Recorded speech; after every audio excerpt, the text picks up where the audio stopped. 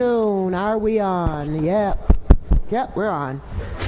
All righty, we are going to start our study session, and we're going to start with Councilor Hogan. Thank you, President Hudson. I have items, well, it's from local law A and the authorization, which we wanted to keep together, and they're both ready. All righty, thank you. I have item 9, and I do have commissioners of deeds, so I will call that one ready. Councilor Caldwell. Thank you, Madam President. Blessings to all here. I have items 10 through 12, and I think they're ready. I mean, does anybody have any questions? All right, let's go. Oh, we gonna catch you before you leave, though. Right. You have me tomorrow. Right. You want me to explain these? Does any? I think they're sort of self. You can go through them. Oh, but we're all, Just so we can hear you. Absolutely. So Julie LaFave, Commissioner of Parks and Recreation. Item 10 and 11 are related. So item 10 is to transfer the remaining amount in that capital account and transfer it into the following account in item number 11. And that project will be to restore the brick pavers around the Rose Garden. Okay. Item 12 is just to amend the amount for a contract that we have with Barton & LaJudas. The project there will be the Kirk Park Veterans Memorial. well, Thank you. we're all set. Thank you. Thank you, Madam President. Thank you. Councilor Green. Thank you, Madam President. So item 13 is advertising the public hearing for the budget, which will be on May 3rd. Item 14 is the annual estimate for the budget. Item 15 is authorizing the tax levy in excess. Do you want to explain this for the new councilors, Director?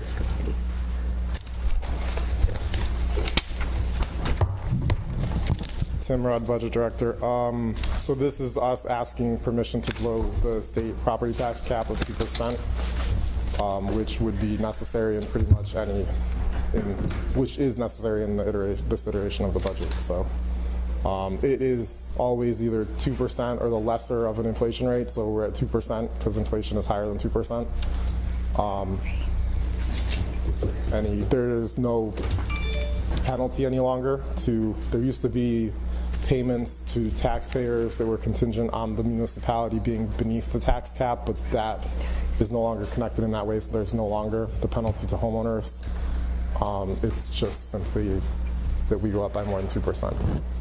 We go up by more than 2% because the assessments increased by 9.4%, and then we also increased the rate by 2%.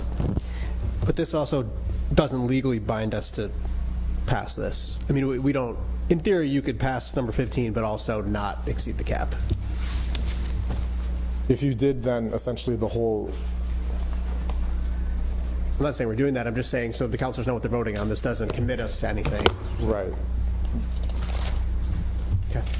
Questions on that? But if you didn't, I guess if you didn't amend the budget to match not blowing the cap, then in theory, I think it might still, we'd probably still collect it, but then it would be put in like a lockbox kind of thing that would get applied to the next year's levy, is I think how it works. Joe Barry, feel free to interrupt if I... Yes, that's correct. That's correct. Any other questions on it? Thank you. Item 16.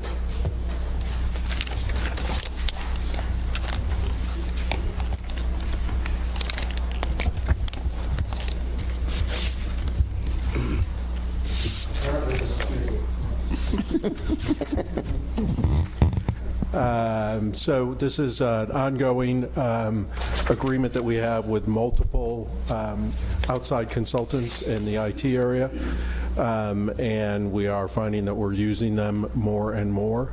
So we're looking to extend the dollar amount available. What we do, as you'll recall, councilors, on this is we have all of these outside consultants on a master contract, and then as a project comes up, we submit the statement of work to 3 or 4 of them who we think are capable of doing it. They come back with a bid and a time frame if they are interested in the work. So we're just expanding the amount available for that. And that covers the whole year? Theoretically. Theoretically. It'll take us to the end of the year. but we are finding that we're using these consultants more and more. Okay. Other questions? Okay, thanks, Frank. Item 17.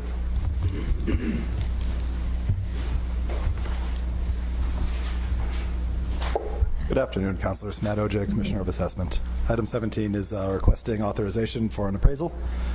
This is a property that's been in tax certiorari for a period of time. As we work through settlement negotiations and possibly get closer to trial, we'd like to have an independent third party's opinion of value. You said tax delinquent? Not to the best of my knowledge, no. We're in litigation. Okay. That's way up Main Street. Corner of Forest Hill, I think. Former 7-Eleven Wilson Farms. Okay, I know where it is now. Questions on this item? The Commissioner, number 18. 18, we came to council and got authorization last summer for a lease agreement at 300 South State Street for relocation of city staff. Coming back to amend that ordinance, we'd like to take the entire 7th floor on the property for further departmental relocation. Questions on this? So, yeah, I just want to ask a question because Park Street is beautiful, or Park Place or whatever it is, right?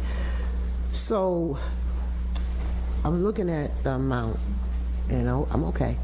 But what was our cost for the Commons? How much did we pay annually over there? That's a good question. I was looking over utilities this morning. I think in calendar year 21, we were. Is Tim behind me and wants to speak to this? That's not Tim, that's Eric. Short answer is I think we're at about $115,000 a year in utilities in recent years. Yeah.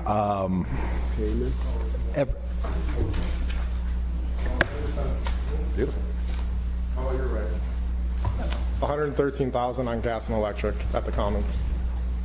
Okay, and that's not including the maintenance, because I know we had to maintain the building and all that good stuff. Okay, so okay. It's a chunk of that, yeah. Okay. Thank you. Can I ask a weird question? Why we're calling it One Park Place when it's 300 South State Street? This is totally just my idiosyncrasy. The formal name of the property is One Park Place. Legal address is 300 South State. And down in our world, we do legal addresses. Isn't it Baruch Park Place? Oh, that is the owner of the real property. Okay, so it has a name. The building has a name. One Park Place, yes. Oh, fancy. Sounds very Monopoly-ish, doesn't it? For my taste, yes, but they've got a whole brand, and it looks pretty good. Well, people don't send email to One Park Place. It might throw the Postal Service into a frenzy. I assume that's why the Department of Assessment is sensitive about these things. Okay. So, Commissioners, this more or less, is this just because of City Hall Commons being sold, or is this part of an overall strategy? This is part of an overall City Hall specific space usage study. The space we committed to last summer will accommodate everybody in the Commons who needs to be moved. But we're undergoing a second space study in conjunction with the council to evaluate space needs here. We're going to swing 2 departments out of this building into the new 7th floor space. What? And like the facilities, as far as looking at other facilities throughout the city to maybe put some of our other people in other departments too, or not? As part of our broader strategic plan, yes, that is going on for this specific real estate. Is that predicated on us hiring the person who's going to be the assets manager too, or what? This will go forward independent of that as part of the broader strategic plan. Probably should Yes. go aligned Yes. with that person, when you think? That person's... Yeah. I think there's something there. Sure. Okay, thank you. Other questions on this? Okay, item 19. Looking to enter into a license agreement with Syracuse Urban Food Forest Program. They have done business with the city in the past. We came to council probably about a year ago to enter into a license agreement on several park-adjacent properties. They are engaged, they've got a 2-year grant designed to reduce stormwater runoff. But as part of that, they are planting edible shrubs around these city properties, encouraging creative use of land, nutritional awareness, that sort of thing. So we'd like to add one more property to that. Questions?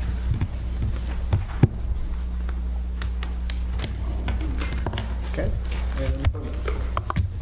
This is a request to draw up a corrective curative deed to fix what's apparently a 40-year-old problem. In 1983, the city thought it deeded out a piece of property on Fisco. Mayor Alexander signed a deed. The deed was never recorded. This was discovered this past winter. Again, Mayor Walsh signed a deed. No, Mayor, not what Mayor Walsh. Mayor Alexander. In 83, Mayor Alexander. In 2020... Don't blame Mayor Walsh for that. That was Alexander. No, he made no errors in 1983 that I'm aware of. More recently, we did drop a deed that the mayor signed to get this property taken care of. The gentleman to whom we were deeding the property had died, and we need to now deed it to his estate. So we're going to draw up a curative deed to fix that corrective deed and hopefully set everything right. Questions? Better late than never, huh? Always. Thanks, Commissioner. Thanks, everybody. Thank you. Councilor Montos for Councilor Gathers. Thank you, President Hudson. Councilor Gathers has items 21 through 30.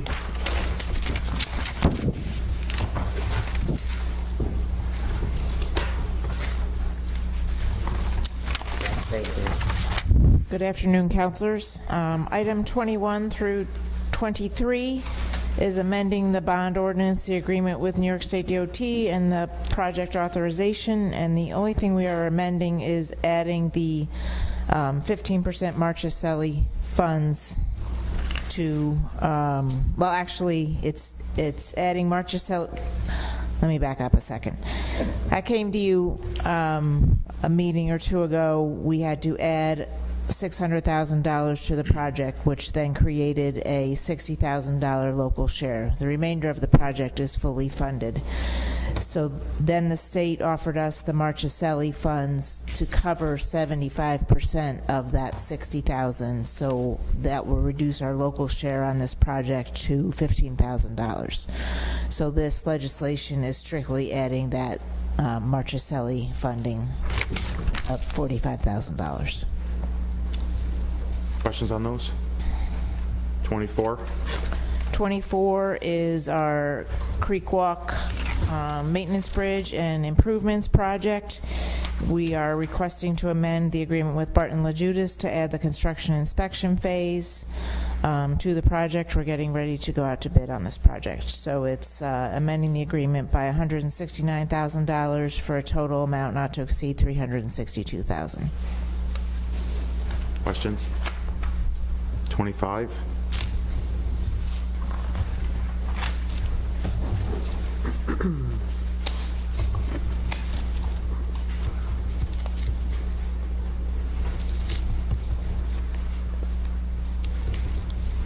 Good afternoon, Council. Neil Burke, DPW.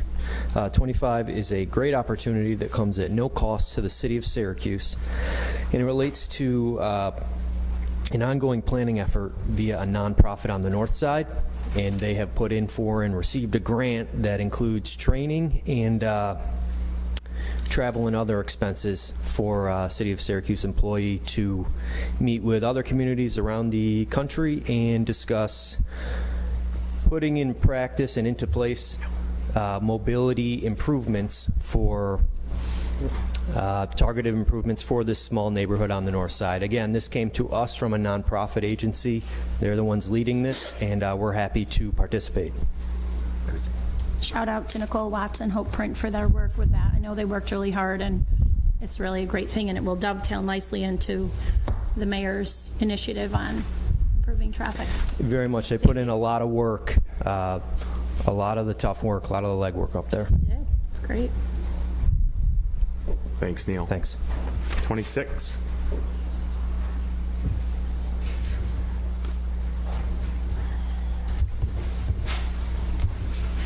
Good afternoon, Councilors. 26, 27, and 28 is our annual slurry seal program, which I believe we have a public hearing on May 22nd. May 22nd. Is this the committee meeting? No. Any questions? Talk about it.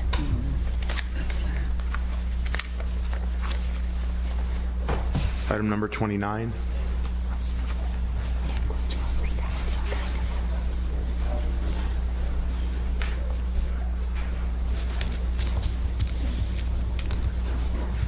Good to see you again. Item 29 and 30 relate to the municipal sidewalk program. This is our work plan for the 23 season, and this also relates to the public hearing that'll take place. Neil, are we doing a pretty good job putting signs out on those streets to let them know that it's coming? We are trying to. We're putting them in, and about as soon as we put them in, they tend to walk, but we've got lawn signs out. We try and take pictures for social media as well as press releases, so we want to get the word out as much as we can. We don't want to scare anybody. Usually have a few weeks before we come and do any digging. We'll be taking pictures. You better believe it. Any questions on those? Okay. Thank you, President Hudson. Thank you. Councilor Hogan. Thank you, President Hudson. I have item 31, and it's ready. I'm sure the finest public administration school in the country can handle this. You want to speak on that, Timothy? If you will. Yes. I think there's a young lady who wants to speak. Yeah, I'm here to come up too. Well, 31 and 32 are pretty much related, so I guess we could talk about both. Are you gonna want a committee meeting on the charter change at all, or are we gonna attempt to? I'm okay with it. I think it's a great move, and I think the Maxwell School is eminently suited for this. Okay, so I guess I'll just say Mia Capone's with me. She's our Harvard Kennedy School fellow who is part of this procurement transformation team that has helped with a lot of stuff related to this, how to incorporate equity into our processes. And as part of the Bloomberg grant that kind of like is why she's here, we're also going to contract with the Maxwell School, and they're going to have graduate students work on, we have this whole scope of work to help inform kind of like the upcoming year. And so this is, the first item is a waiver because we did not go through a competitive process, and then it describes the work, but it's all paid for with the grant. So it's $29,000 to the graduate students for their work. Any questions on the Maxwell proposal? Yeah, anything you would want to add about the Maxwell proposal? Okay. And then 32 is amending the charter, which we talked a fair amount about in my budget hearing. And I brought the job description for the assistant director of the new division with me. So I'm just going to give everybody a copy real quick.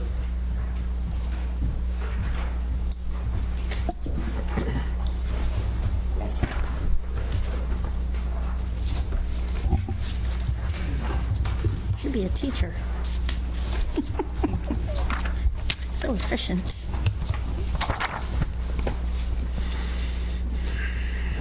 So I think the point is really that it just highlights a lot of the detail that we've put into this and what we understand the role to be in the future. I'm also in the final stages of having like a one-page briefing sheet for all of you that I'll send hopefully by the end of the day that just goes over the justification for the name change, kind of like a presentation of what the Office of Management and Budget would look like with a budget division, a procurement division, and an equity compliance and social impact division. And then it goes over kind of like, I think the principle of this is that how we spend our money matters, and how like how we pay the contractors we work with matters. And this is really the hub for all that activity to make sure that the workforces are diverse, that minority and women-owned businesses are being included, and that city residents are also given priority. So I think there's a lot of changes, and then we go through. So the one-pager goes through the basics of this 2-year engagement that we're almost halfway through with the Bloomberg team, and then it goes over our progress to date and the next steps. So I'll shoot that all your way. But any other questions related to it? I'd like to thank President Hudson, and her efforts on this have been for a long time. And I noticed you're going to have you're going to be a compliance officer for the JSCB too, correct? Well, this assistant director would be the. I mean, you're under you. Yeah. Okay. Good. I think I'll worry about with this. I'll worry about. Thank you, Timothy. This person leaves. More than likely. We're ready, Counselor. All righty, Councilman McJoy. The job. So, Thank you, Madam President. I have item 33 to 35. Going to take care of this for us. Thank you. Executive Chief Rick Kistelstein. Number 33 is to go into an agreement with Wellnow Occupational Medicine to care for, treat, and evaluate all of our firefighters. Is this after like an injury on duty, or what's the context when they would go there? For all of it. They need an annual respirator examination that they can wear a respirator. Anytime they're injured on duty, that's the first stop, unless it's elevated to the point that it needs to go in an emergency room. There's a fire physician that we have that works there, the occupational medicine doctor that's there, that's qualified to treat firefighters and to stay within the industry standards of NFPA. This is a need base, right? Need base is not. Throughout the year, we have firefighters go over and get checked for a respirator, make sure that they can still wear a respirator, their face mask, and the N95. And then it would be, yes, as a need base, as an injury comes up or an illness or anything. If we have someone that's been out for an exceedingly long time, we'll have them go to the fire physician and check up on them and find out if we can help them get back to work. Is it me or is the mic too low? It's the mic. The mic? Too low? Sorry, not close enough? Too high. Is it always the same physician they see, or does it depend on who's in, or how does? There's an overseeing physician, and then there's PAs that work underneath his license. Okay. I just, and this isn't you, it's just, many departments need this, and at what point does it make sense for us to hire our own doctor that works for the city and would know our operations? I don't know, but. That would be spectacular. Right now, Wellnow is the only game in town that can handle the size that would be, that not just the fire department, but the city, Department of Transportation in North Syracuse, Centro. That's really the only occupational medicine in the area that can handle that many people. Thanks. Other questions? Thanks. Thank you. Before we move forward, I just want to mention that there will be a 29B. My mistake, I forgot to put the bond authorization of the bond in there for the sidewalk. Just so you will see an insertion for 29B. Okay.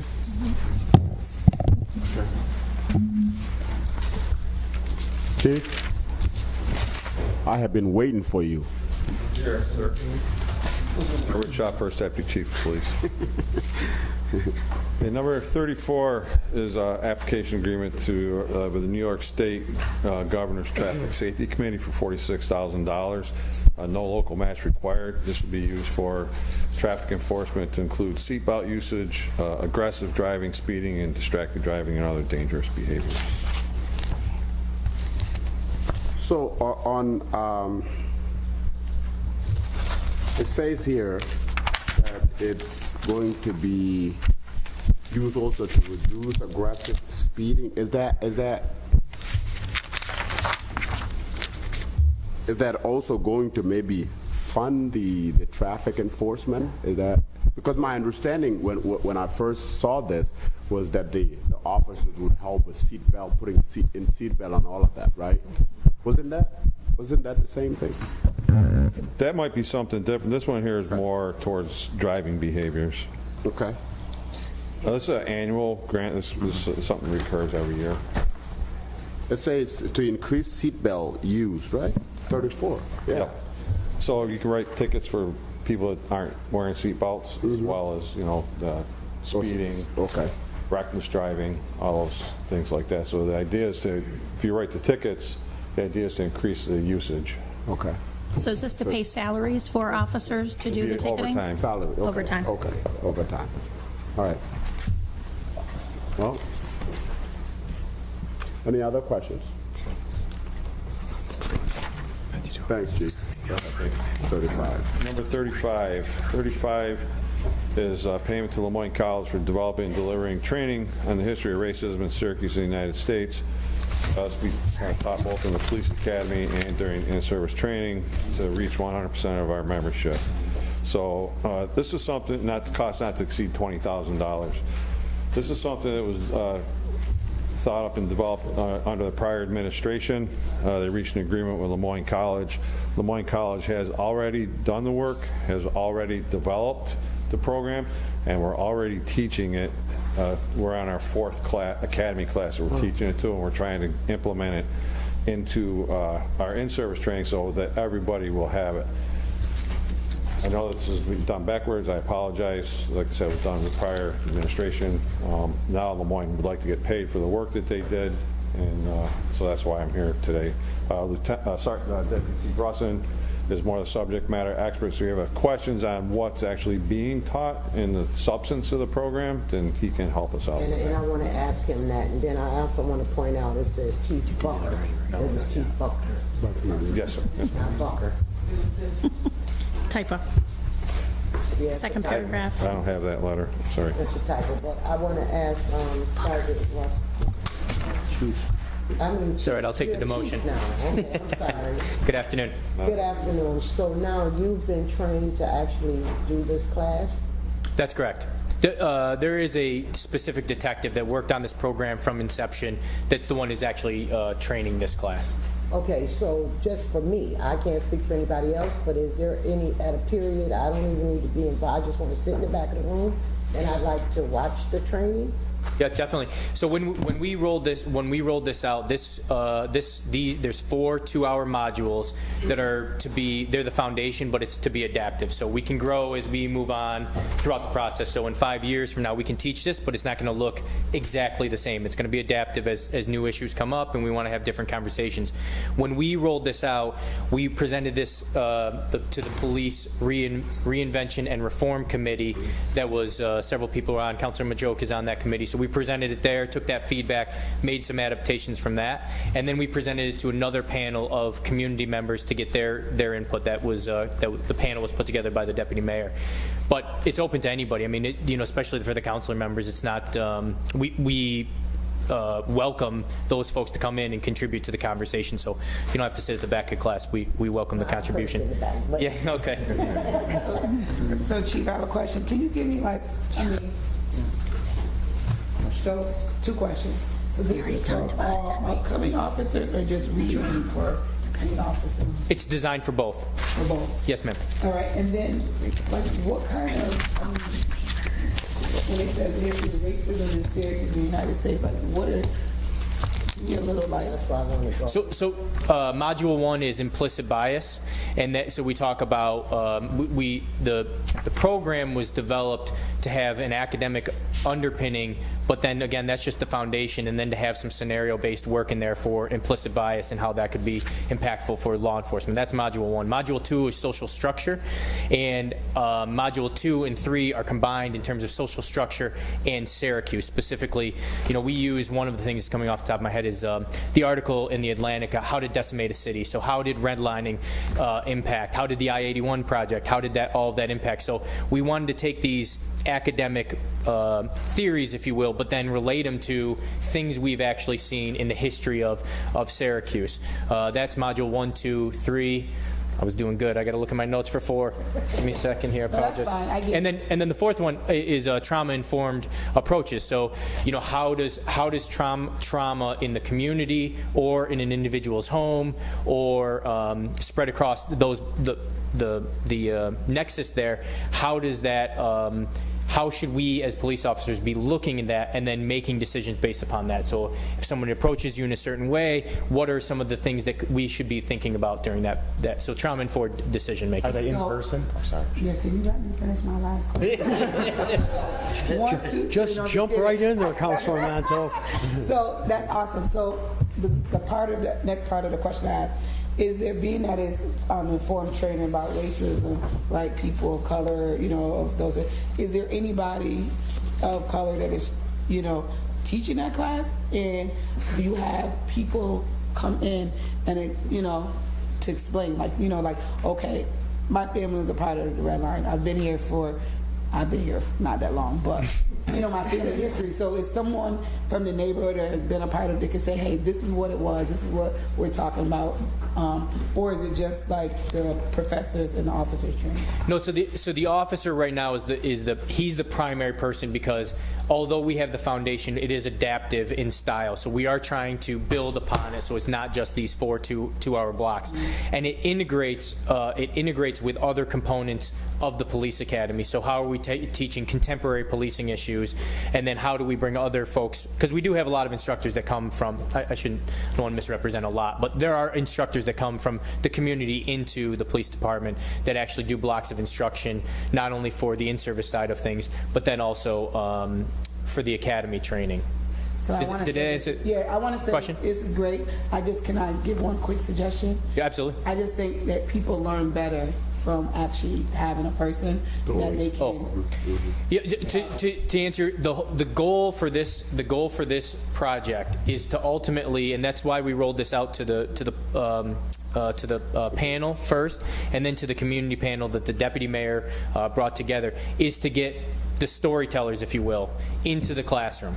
So people who have historical knowledge that can talk to a young Mark Russin when he's 22 years old and say, hey, maybe you're not from this area. Here are some of the historical scars that we have. Here are some of the historical perspectives that we have. So the goal is to build this out. This is definitely the foundation, but it was specifically designed to be adaptive, to broaden the storyteller side of things, and then what happens in 5 years and when we need to talk about another issue.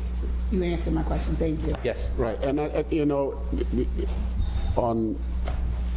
Deputy Mayor has put in a lot of work to make this come to where it is, and it's a pretty neat approach. And as Chief just explained, she put in a lot of work to try to bring people within the community to really build that foundational content through.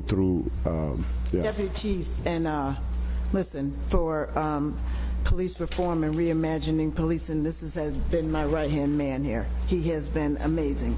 And it was critical that we bring community stakeholders to take the academic foundation and add the real life experiences. So people came in to that focus group that lived through the 70s and the 80s and the 90s in Syracuse. When they came in, I just out of curiosity, because I'm going to come sit in one, so you need to let me know. Just in the out back. of curiosity, in the back. Do we have the folks involved in it that can sit there and tell a young 22-year-old Officer Rustin coming in of what it felt like to walk down the street and be able to interact with the police officer that knows the whole community? You have people there telling those stories? No, I think that's what we need. As we continue to grow the program, I think that's where we're going to get the most. It's going to resonate the most with the officers. Is that especially in the academy setting, you're setting the tone and the temperature for the police department culture. Having people from the community come in and tell some of those stories is really impactful at the academy. But one more question for you. I heard you talk about implicit bias. I heard you talk about the trauma. What in that is built around disabilities? Because that's a whole different classification as well, but they should be included in there. That's it's a good question. I don't think there's anything specifically. It's more general, but it's something that I happily take back to the team that's working on it and say, hey, what are we thinking about this? I mean, we have other blocks of the academy, but for this specific, I'm not sure. Specific, right? I think it should be, because I know we've had incidences where people are deaf and they don't hear the officer's commands. So there's a whole bunch of stuff that could be added into that. That's just me, though. Yeah, no, good point. Good feedback. Appreciate it. Does this happen in a classroom setting? It this does. Training? So have you considered reversing that and not doing it in the classroom and actually taking it literally to the streets and doing like role plays to have people read a script and be the person that you're trying to tell the story about? Yeah, it's good feedback. Again, like I think sometimes going out into the community is helpful, so people are comfortable. Sometimes people aren't comfortable coming up to OCC and being the storyteller, if you will, or the historical perspective. It's good feedback that we go out into the community to do other things. The Chief Shulsky has the recruits doing community service hours and things like that. So it's not something that would be new to the recruit setting. Is going out. I mean, that's really been a big change over the last, since Chief Shulsky took over when she was a captain, now as a chief. Deputy Chief, it might also be a good idea to just incorporate that also with Interfaith Works, what we're working with them on. So I forgot what I was going to say. Never mind. But I do want to applaud you for taking that leap, because we do have to change the dynamic. We do have to change the way we're looking at police and community. Because guess what? Police, you are part of this community, so we have to start bridging those gaps. Because I can remember a point when I would walk down Midland and the cop knew everybody on the block. So I mean, we need to get back to that type of a policing. I remember another component of our reimagining policing plan had to do with people who are differently abled, people with autism. We do the CTE training, but also all the work that DC Russin has been doing around diversionary response. We're getting ready to even take that to another level about how we're able to, what we're learning from diversionary response, responding to people who are who are struggling, persons in crisis, whether it be mental health or substance abuse. Because even when you talk about the hospital setting, I've been there on many occasions, and people react differently. We're emotional people. And when emotions come through in the hospital, it's looked at as being aggressive. So now that's when you start having arrests and things like that, but it's not even an aggression, it's just an emotion. So we have to start looking at those type of things. SPD has been at the front of the line to say that in situations where a person is in crisis, the first person, when there is no danger or weapon on the scene, needs to be a mental health or substance abuse professional and not a law enforcement entity. I remember just some compassion, because I've been on that end of the stick. And when I was in the hospital, my emotions took me a little high because my son had just been shot. But they didn't look at that. They just looked at, oh, well, she's aggressive. No, I wasn't aggressive. Right. I was emotional. Right. We're not in the hospital, but that is why we're taking this diversionary response approach, so that we're bringing our teams out there when individuals are, just last week, an individual, he reacted to something and he was rolling around on the ground. He was in a bad way. 2 officers showed up. I stayed out there. Haley was out there. I stayed out there, and they helped him. He came back to himself, gathered himself together, asked him if he wanted an ambulance. He did not. 211, our Father's kitchen team, Liberty Resources, they are responding all over the place. And also, Sharon, I think it's important to consider, when you are, of course, in a sick scenario, that you bring somebody from mental health to take care of whatever that is. Language and cultural sensitivity. Yes. And there is this agency, non-for-profit, it's called iMobile. Okay. They do exactly that. So maybe You should definitely connect with us, because we're looking to expand, and language is huge in culture. They different languages, and their staff is culturally trained. Yes. All right. Great.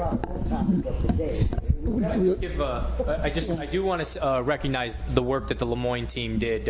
This was right in the height of police reform, and they really did a great job committing to this project. It was a difficult project, and it wouldn't have happened without that Lemoyne team. So I do want to recognize all the work that they put into it. And at the time, as President Lamore and Chief Buckner, they collaborated on this, and that's really what got it off the ground. But there was people at Lemoyne that did just excellent work. So, Will do. I know there's a great professor up there, Sean Curtis, who does a lot of history on, the city of Syracuse, and have written so many books and talked to, some of the old school people around. So I know he's really wise on history. But I want to commend you guys on this. taking this step, because it's hard. You know, these are hard conversations, and dealing with it. You know, people don't want to talk about it, but when you talk about it, that's how you begin to heal. That's how you begin to get better, and that's how you want to recognize. So I want to say that. But the two part of this is after we do this, and after we just got to be transparent about this. After this training is going on, our officers, our community, fire, police, everyone is dealing with first response, right, that are going on in the community. Teaching them about racism, teaching them about what's going on. What are they doing to give them after they deal with like a major issue? Like what do you guys have available for the officers afterwards? Yeah, so peer support is an umbrella, right? So we have an officer, wellness officer, who has a team of officers that are under this peer support umbrella. This again falls under Deputy Chief Scholsky, and the things that she's doing is growing that peer support team. We also maybe 2 years ago started. We use this app. Voyance is the app that they use, and it's information sharing on. How do you deal with traumatic incidents? How do you deal with acute stress and chronic stress? And how do you work through that? So we have a full-time officer wellness, Chris Cowan, right now that's a peer. He's a police officer, and he works specifically on this project under Deputy Chief Scholsky. Then we have a team of peer support officers, but a lot of it is that engagement with the chief's office or their supervisors, things like that. I mean, everybody has stressful days, and sometimes the easiest person to talk to is their peer. I'm sure you all experience the same thing. It's a phone call to another counselor to say, "Can you believe what just happened?" Right? Yeah, we are all so close and wonderful. Yeah. We talk to each other all the time. But I call Chief Schaaf when I have a bad day. Counselor Caldwell has a deer problem in her backyard that we hear about quite a bit. Yes, we do. So will you have a relationship with Lemoyne College beyond this one-time training, or? We haven't scheduled anything to build out on this. The ask of Lemoyne College was the foundation. We do have a good relationship now that Chief McGork is up there, right? So, we still have a great relationship with Lemoyne College, and again, I just can't thank them enough for how much they stepped up to the plate at a time that it was tough to step up to the plate and have these tough conversations. Well, I think the council would support any kind of ongoing relationship, including anything that you would need from us or the city finances as far as continuing that relationship with those good Jesuits up there. So Understood, sir. Okay. The blank check, that's what I just heard.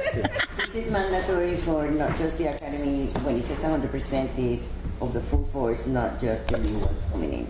Yeah, so that's where we're going with this, is that on the in-service side of things. It's easy at the academy level because we have them for 6 months. The in-service side of things is just logistically a little bit more challenging. That's the next component of this, is to get that to everybody. Exactly. Thank you. Is that it? I think so. You good? We took all your questions. I know you're supposed to quit while you're ahead, but can I throw one more thing in to consider? Okay. So the $20,000 price tag is a good bargain. Remember, we paid $100,000 to bring in an outside vendor a while back, Dr. Strauss. So for this $20,000, we have something that we own, we can teach, and to your point, we can share it with other departments if need be, correct? So that's my final thought. Thank you, Chief. Yeah, thank you. That will do it for me. All righty. Counselor Allen. Peanut butter. Thank you. Let me see. I have items 36 through 47.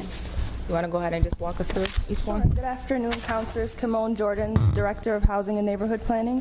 So we have about a dozen properties today. There are a few we'd actually like to withdraw just because owners have redeemed, or we'd like to do some additional outreach. So we'd like to withdraw items number 43, 44, 46, and 47. We said 43, 44, 46, and 47? 47. All redeemed. Gotcha. All right, so starting at the top, item number 36, 511 Ash Street, 5 years delinquent by $25,488. What says redeemed in phase one? So that's phase 17. Okay. So it was in a phase right before the pandemic hit, and they redeemed for that phase, but they've fallen delinquent since then. I remember this one. Is it the one next to the big? Is there a big giant white one next to it? I believe so. Do you have that one, the white one, or you don't know? I don't know. Okay. I can double check. Just that I one. remember, I think they ripped the one down on the west side of it, and there's a white one. All right, I'll Google. Okay, item number 37, 900 Bellevue Ave and Malcolm Street. It's 32 years delinquent by $589,670. We have item number 38, 179 Bishop Ave, 22 years delinquent by $229. There's a typo in there. Item number 39, 560 Delaware Street. That property is 5 years delinquent by $32,170. Yeah, well, it doesn't look like it. Item number 40, 102 Elmhurst Ave. This property is 4 years delinquent by $16,348. So, come on, before you move on, when it says redeemed, denied, what does that mean? What does that mean? So here when it says land bank denied, that means it went before the land bank board for a vote for them to accept the property once the city forecloses, and the board denied it. Right, item number 41, 108 Elmhurst Ave. That property is 19 years delinquent by $10,410. Item number 42, 407 Emerson Ave. That property is 5 years delinquent by $30,369. So we're withdrawing 43 and 44. So the last one is item 45, 16 years delinquent by $47,573. So, 41, oh, never mind, okay, I got you. And you said 42 is not withdrawn, right? Not withdrawn. So, but there's no owner? There is an owner, it's just missing on the sheet. So I can send that to you. It's vacant, it's just a lot? It is a vacant single-family home.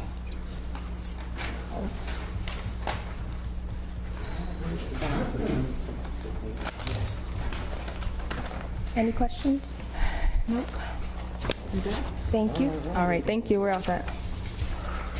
All righty, Councilor Gaddis. Thank you, Madam President. I have items 48 through 53. We're going to hold 52 and 53, but items 48, 49, and 50, if we want to speak on that or any questions. Counselor, I'll ask about 51. Counselor, I think they all kind of like, You all want it together? yeah, Okay. I think you all going to have a committee meeting about them all. Okay. We'll do all 48 through 53 will be discussed tomorrow at a committee meeting at 12 o'clock. Is it tomorrow? Or you just, I mean, at 50, Yeah, it's yeah. tomorrow. Where? It's tomorrow. Oh, you guys can get the email? Yeah, yeah, it's at noon. it went out. It's in between this budget meetings. Okay. All righty. City Clerk, this is the special, I got,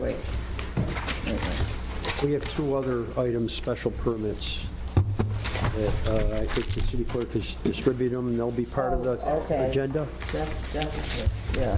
I want to put it on the waivers, and I think I was on vacation during this agenda. She's got allergies. She's falling asleep over here.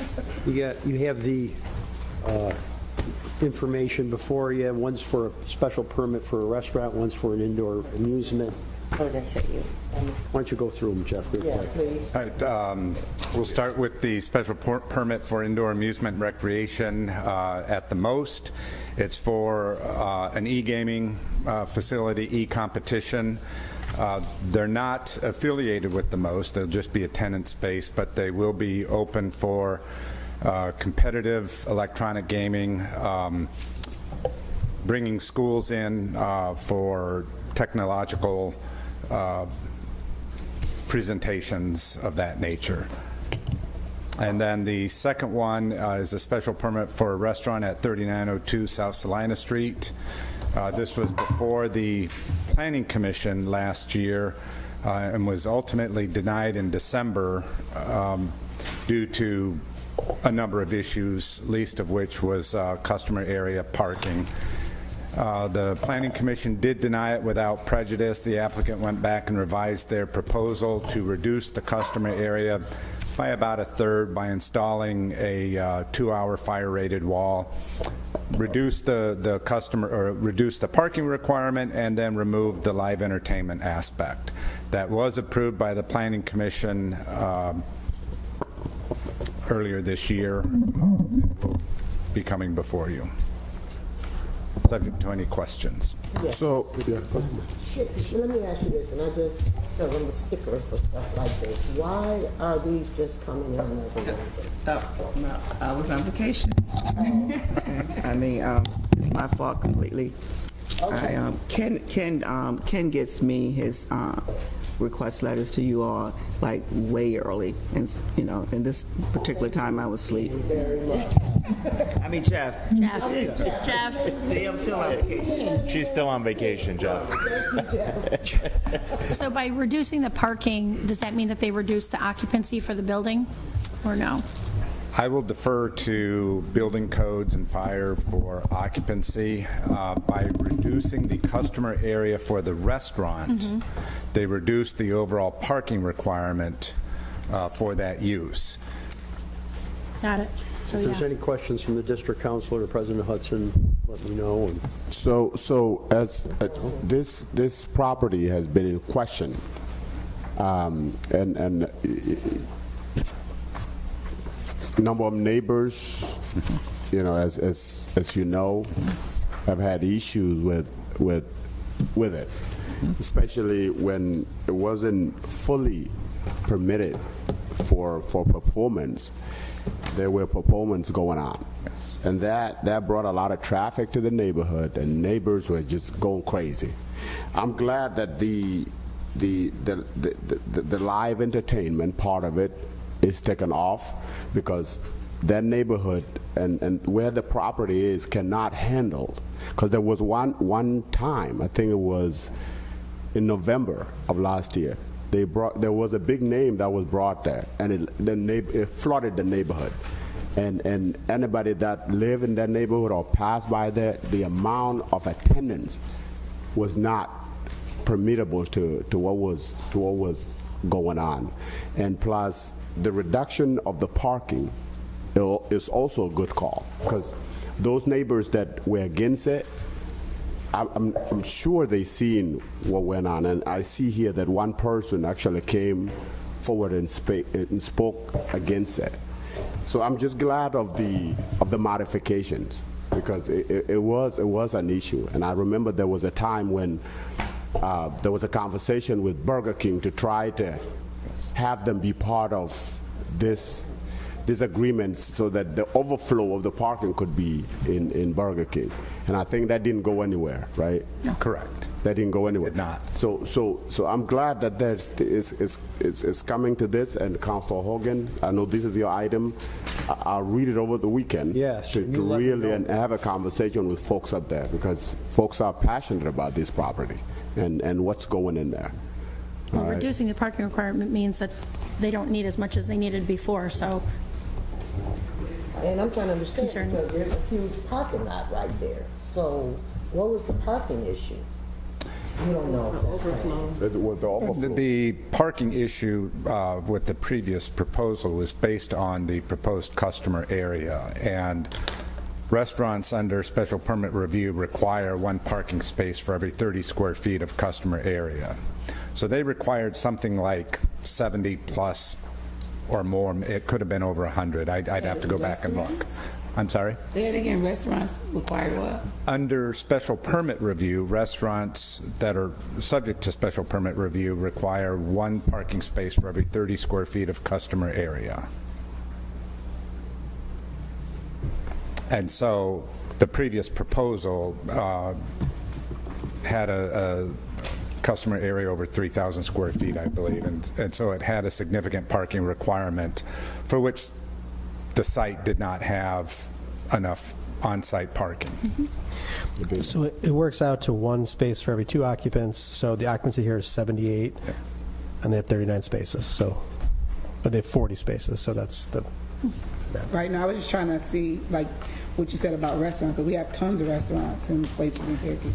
So I was just curious of... That requirement is waivable by the Planning Commission and is frequently waived. Restaurants that are permitted by right have a different parking requirement of one space per 2,200 square feet, I believe. Don't quote me, I'd have to double check. But this building wasn't a restaurant before. There used to be a bunch of restaurants. It's the old Aaron's rental building. Okay, so because there used to be a lot of restaurants. And I guess I'm kind of stuck because normally when this center is open, Burger King is closed.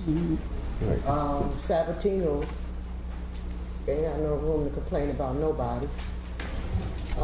Then you look over, next door you got Valentine Gardens, so I'm trying to understand.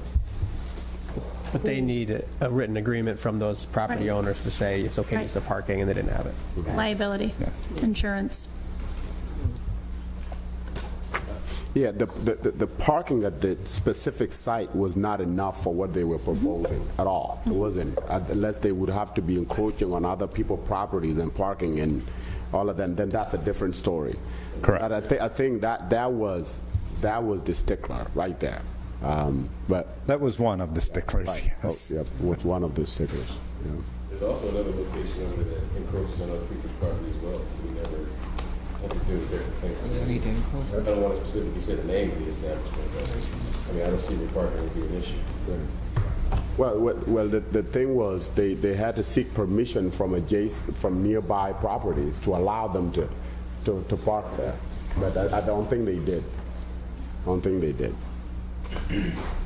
It's risky. Okay, why don't we talk over the weekend about it or in the future? Thank you. Okay, thank you. Jeff, right? Not Yes, Ken. ma'am.